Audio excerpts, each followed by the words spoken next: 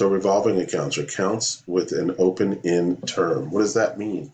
They're accounts that you can continue to charge, pay off, and recharge. Revolving accounts. So it's always revolving, right? Just like a wheel, right? So it's revolving. You can you can charge on it and you can charge it up to the maximum limit. Like as we see on this account, it's a $1,500 credit limit and it's a $345 balance that's on the account right now. All right, so what we would do is we'd say 345. Very simple way to check your debt to credit ratio, right? This is different from your debt to income ratio. I have to say that because people mix that up quite a bit. Debt to credit ratio is basically saying what is the amount of debt you owe based on the limit of the card or the account.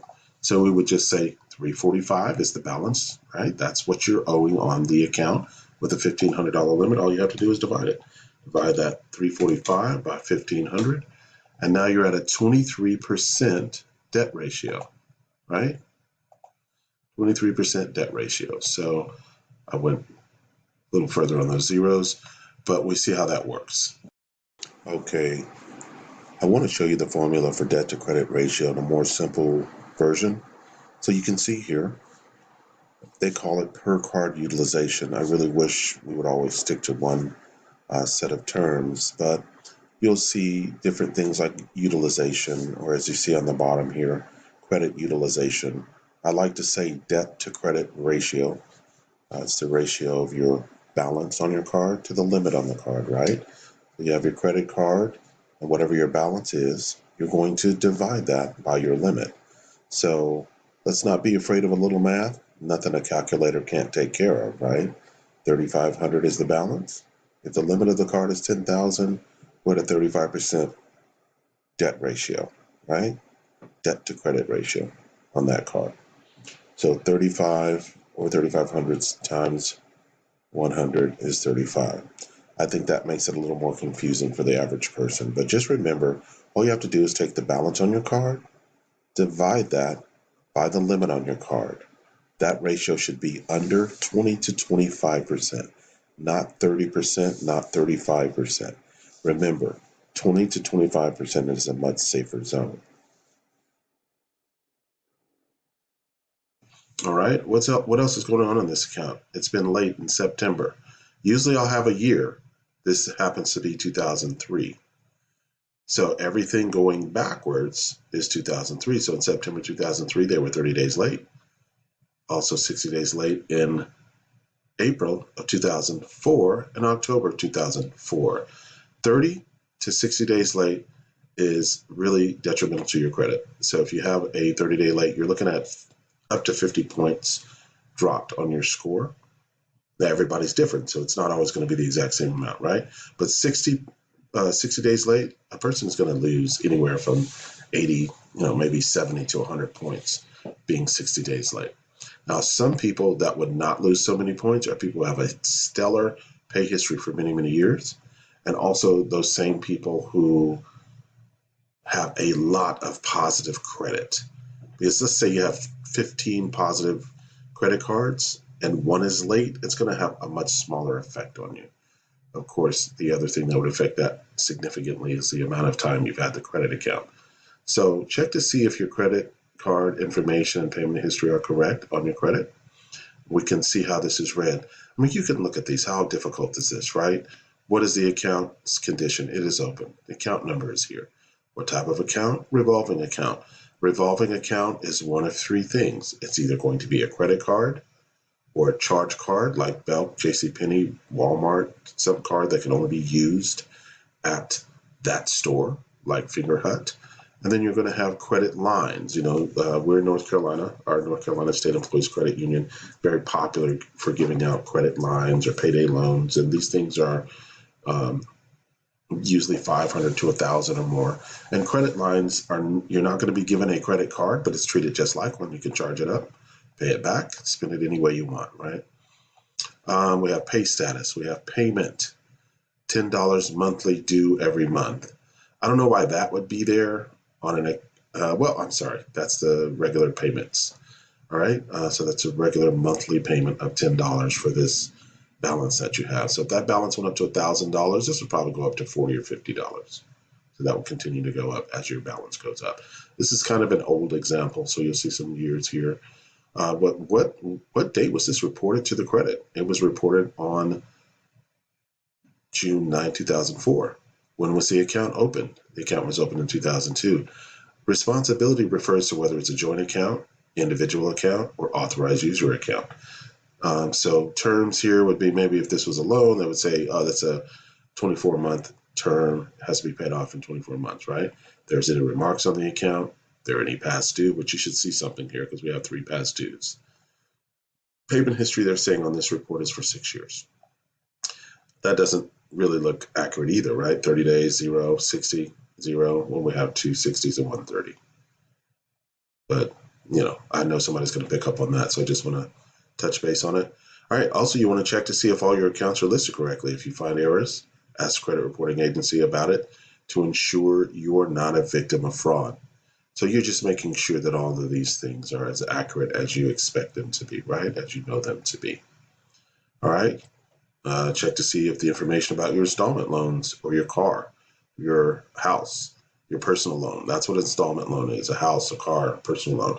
Basically, an installment loan has fixed payments, right? It's an account comprised of fixed payments. You're just going to pay $100 a month until it's paid in full.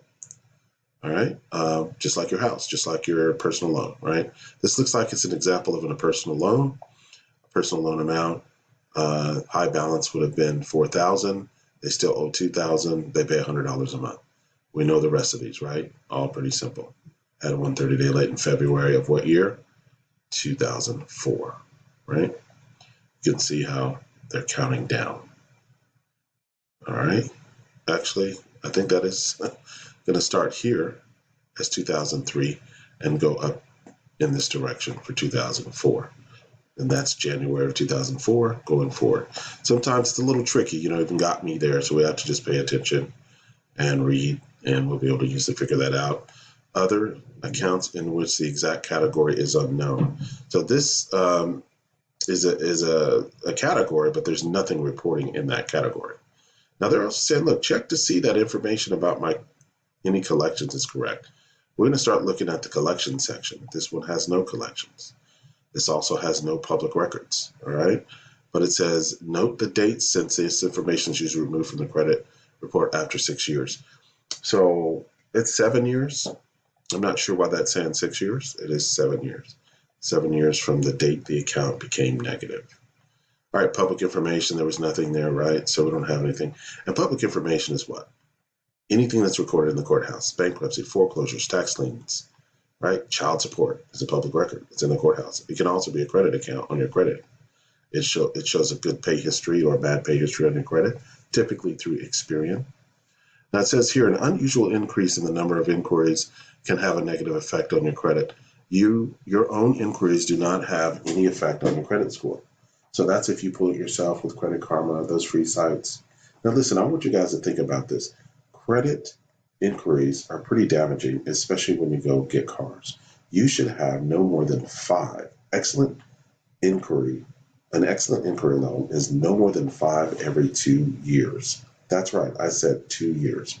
If you really stop and think about it, if you slow down, there's really not many things you're going to need inquiries for if you are focusing on having good credit and you're focusing on not getting things that you don't need. And you're also focusing on getting what you want the right way. The right way is to get the loan, get the lender to give you the financing before you buy a house, before you buy a car. Some of this is required, like with a home, not required with a car. And many of you go out and you get 15, 20 inquiries, you call me, you're angry. Oh, they pulled my credit, 15 times. I hear it all the time, almost every day, actually, And it's okay. You didn't understand. You didn't have the knowledge to know the best way to go about getting a car.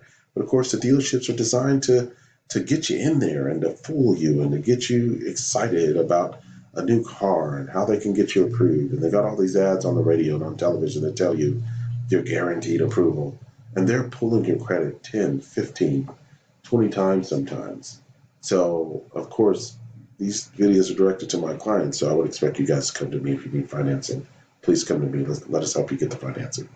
Make sure you have that you have given all the companies listed here permission to see your credit report information, just making sure nobody pulled it without your permission. Creditor contacts, typically your creditors are listed here with their phone numbers. And, oh, well, it says date of inquiry, but let's see. You would expect, that's usually in one section. That's why it's throwing me off a little bit. Your regular inquiries will be here with the creditor and the date. Creditor contacts, that's really not on credit reports anymore. I hate to have to say that, I'm using this as an example. That's not on there in this way. Usually you'll have the creditor and the phone number and address. This is actually required to be given to you by law, so you can identify what's on your credit and who put it there. But you usually don't have the date of the inquiry for the creditor contact information. Now, sometimes you'll have soft inquiries listed under the hard inquiries or vice versa. And the soft inquiries are when you pull your own creditor, like when we pull your credit, and it doesn't count against you. Whereas the hard inquiries here, these are where you've had your credit pulled to finance something, to buy something. That's where you tell the difference. A hard inquiry is when you're trying to buy something. A soft inquiry is when you're just trying to take a look. Your employers, your insurance company, they might do a soft inquiry. You yourself, a company like us. Running out of time, so I'm going to try to finish this up. The consumer has a credit score of 700 in this example. So you'll see the score, and you can see where that's really a good score. It's a pretty good score. All right, this is a numerical depiction of your credit worthiness. The consumer has a better score than 36% of the population. A lot of times they'll give you that number. They don't always give you that. Lenders see this consumer as a fair credit risk. Now, that is not actually true because someone with a 700 would be considered a very good risk in most cases, but there are other factors. All right. So I am not sure if we're going to read this other information. This is more definitions and the different types of accounts. We can look at these, but I'm just going to scroll through them and let you guys read them on your own. All right. Within each of the 5 account types are these categories of information. So these are some of the most important things you want to look at as categories on your credit lines. Additional summary information, description and definitions of inquiries. There's a lot of good information here you can read up on. I don't want to read through all of this because I know people don't have that kind of patience, so we're not going to do that. But you can see information about collection accounts, public records, details that you need to know about and that can help you. More information about inquiries and how they work. Creditor information, as I said, scores, how they're evaluated. So these are all really good ways to, view, learn, understand your credit. They're saying here, identify items that lower your credit score. You want to identify those. These are the negative accounts that you could have. Okay.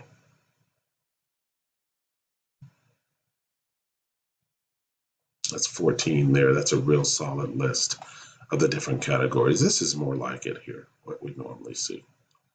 Okay, so I'm going to go ahead and close this video out. Looks like we're at the bottom here. And that is a good idea and example of how to read your credit reports. This is another way that they show late pay histories, right? Sometimes you might see them designated this way. Okay. We have to do that in the mortgage business, the real estate business, you see, and have to read it that way a lot more.